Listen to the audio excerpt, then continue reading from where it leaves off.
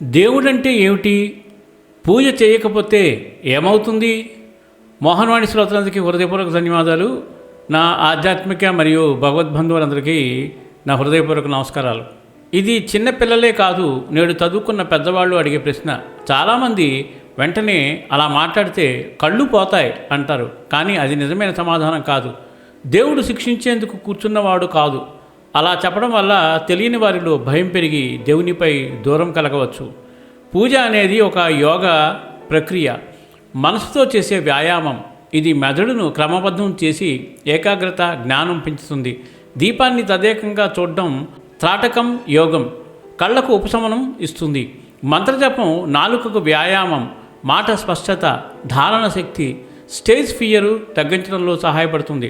అందుకే పూజ అనేది చాదస్తం కాదు, ఆరోగ్యం, జ్ఞానం, మానసిక సమతుల్యతకు సంబంధించిన సాధన. హిందూ ధర్మాన్ని గౌరవించాలి.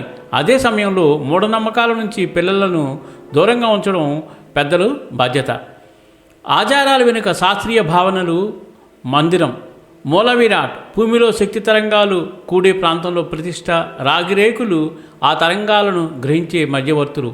ప్రదక్షిణ, క్లాక్ వైజ్గా తిరగడం ద్వారా శక్తి ప్రభావం శరీరానికి చేరుతుంది. వేద నిర్మాణం శరీరంలోని చక్రాలను ఉత్తేజితం చేస్తుంది.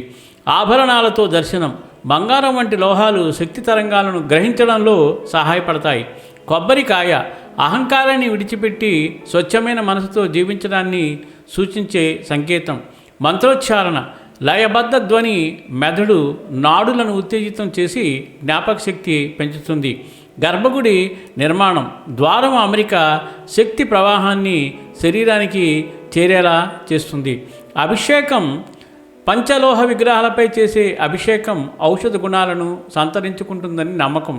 హారతి, కర్పూరం వేడి సువాసన శరీరానికి, కళ్ళకు ఉపశమనం ఇస్తుంది.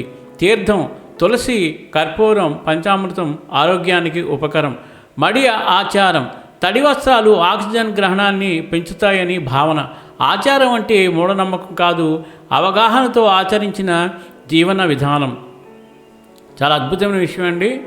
తెలియని వాళ్ళకి చాలా క్లియర్గా ఈ విషయం తెలుస్తుంది. అలాగే తెలియని వారికి తప్పకుండా షేర్ చేసి వాళ్ళ ఆలోచింపు చేసినట్లయితే వాళ్ళలో భక్తి భావాలు పెరిగే అవకాశం ఉంటుంది. దీనికోసం మీ అందరూ కృషి చేసి కొద్దిగా కష్టపడి ఆడియోని షేర్ చేస్తారని మనస్ఫూర్తిగా కోరుకుంటూ, సర్వేజన సుఖనభవంతు, లోకా సమస్త సుఖనభవంతు. ధన్యవాదాలు. స్వస్తి.